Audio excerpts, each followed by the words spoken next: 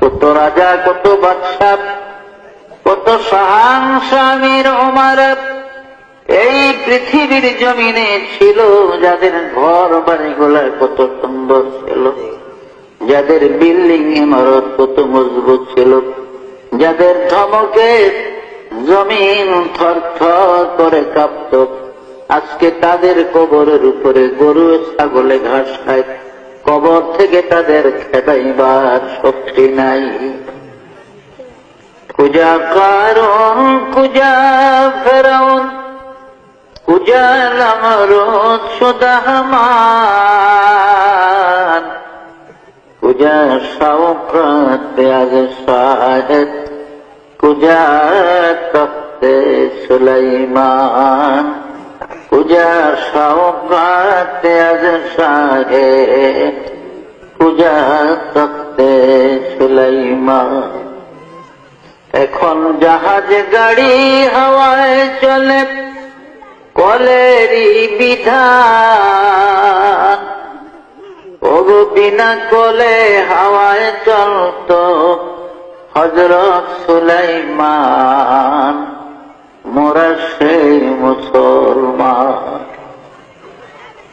এই পৃথিবীর জমিনে চারজন বড় বড় প্রতাপশালী বাদশা ছিলেন, রাজা ছিলেন, যারা সারা দুনিয়া শাসন করেছে, যাদের রাজত্বের সীমানা ছিল মিনাল কাফে ইলাল কাফ, সূর্য উদয় হতে অস্তমিত স্থান পর্যন্ত রাজত্বের বাউন্ডারি ছিল।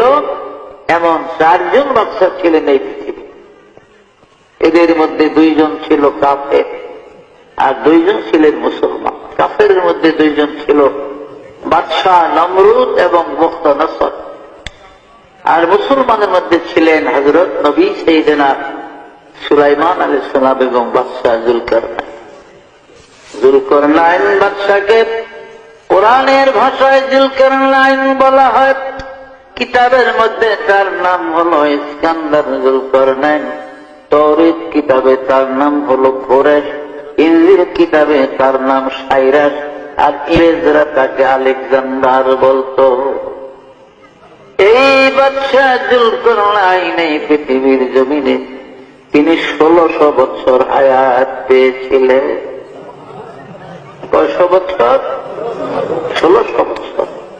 আমাদের 14 গোষ্ঠীর হায়াত একত্র করলে ওই বনি 1600 বছর। যত লাভ দিলাম সব মাগনা।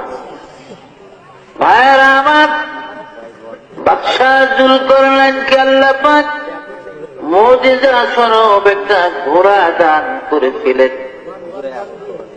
তাফসীরে জাবিরিতে আছে, জামে সগীর বগবীর মধ্যে লেখে বাদশাহ জুলকারনাইনকে আল্লাহ পাক মুজিজার একটা ঘোড়া দিয়েছিলেন।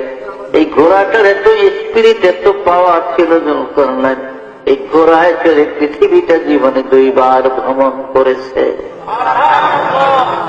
পৃথিবীটা জীবনে সূর্য উদয় হতে অস্তমিত স্থান পর্যন্ত জুলকারনাইনের জীবনে 2 বার পৃথিবী ভ্রমণ করছে। ঘোড়াটার এত স্পিরিট, এত পাওয়ার ছিল, এত দ্রুত গতিতে চলত জুলকারনাইনের ঘোড়া। যখন তিনি ঘোড়ায় চড়ে পৃথিবী ভ্রমণের জন্য ঘোড়াকে চাবুক মারতেন, আঘাত করতেন, তার ঘোড়াটা এক এক কদমে 12,000 মাইল করে চলত। জেরুজালেম শহর থেকে, অর্থাৎ বাইতুল মুকাদ্দাস থেকে, বাইতুল মুকাদ্দাসের আরবিতে 3টা নাম, বাইতুল মুকাদ্দাস, বাইতুল মাকদাস, বাইতুল কুদস, এই 3 নামে ব্যবহার। আর ইংরেজিতে বলা হয় জেরুজালেম। ইহুদিরা ইব্রানি ভাষায় তারা ওর সেলিম বলে জেরুজালেম। 5টা নাম হল।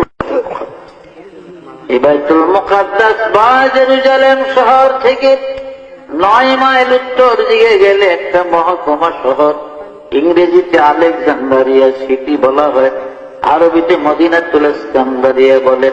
এই ইস্কান্দারিয়ার মধ্যে বাদশাহ জুলকারনাইনের কবর আমি গুনাহগার অনেকবার জিয়ারতের তৌফিক আল্লাহ দান করেছিলেন।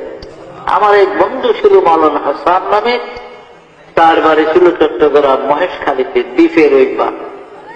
ও 8,000 থেকে দাওরা পাস করে বাগদাদে গেছে আমার 4 বছর আগে।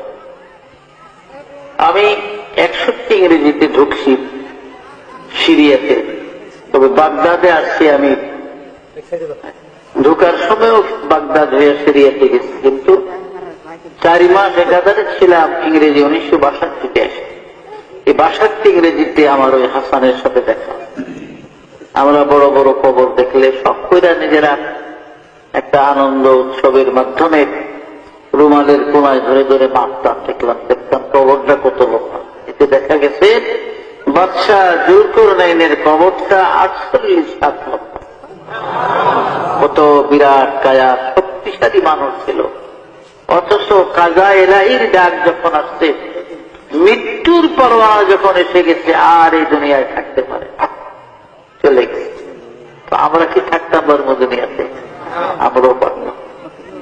আমার আল্লাহ পাক বলেন, বিসমিল্লাহির রহমানির রহিম, আইনামা তাকুনু ইউদরিকুমুল মাউত ওয়ালাউ কুনতুম ফি বুরুজিন মুশাইয়াদা। ও বান্দা, মৌতের ডরে, মৃত্যুর ভয়ে তুমি পৃথিবীর যেখানে যাও না কেন, যেই জায়গায় গিয়ে ঢুকাও না কেন, আব্রাহা বাদশার মতো যদি সত্য লোহার মজবুত একটা সিন্দুক বানাইয়া তার মধ্যে তুমি লুকাও আমার মালাকুল মউত, ওই সিন্দুক থেকে তোমাকে ধরে নেবে, এই দেশের জমিনে থাকতে দিবে না। মাল দৌলত ইলম হশমত कुछ नहीं काम आएगा, माल दौलत इल्म हशमत कुछ नहीं काम आएगा, मौत जिस दिन आ जाए गर्दन पकड़ ले जाएगा। দুনিয়ার মাল দৌলত কোনো কাজে লাগবে না। আজরাইল আলাইহিস সালাম যখন আসবে, ঘাট ধরে গর্দান ধরে নিয়ে যাবে, এই দেশের জমিনে